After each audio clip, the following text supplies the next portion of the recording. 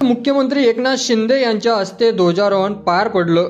दरम्यान हे ध्वजारोहण होत असताना ध्वजाचा दोर जेव्हा एकनाथ शिंदे यांनी खेचला तेव्हा तो अचानक खाली आला आणि त्यामुळे तिरंगा ध्वज पडतो की काय अशी भीती काही क्षण व्हिडिओ बघणाऱ्यांच्या मनात निर्माण झाली।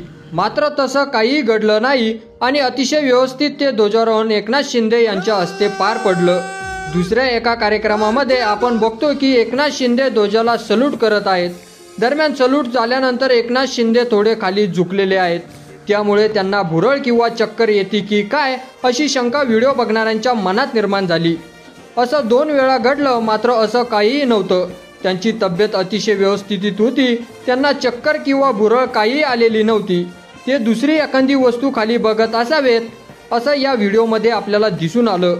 की या व्हिडिओवर तुम्हाला काय वाटतं ते आपल्या कमेंट बॉक्समध्ये लिहायला अजिबात विसरू नका आणि असेच नवीन व्हिडिओ पाहत राहण्यासाठी आपल्या चॅनलला सबस्क्राईब करा आणि व्हिडिओ जर आवडला असेल तर जास्तीत जास्त शेअर करा।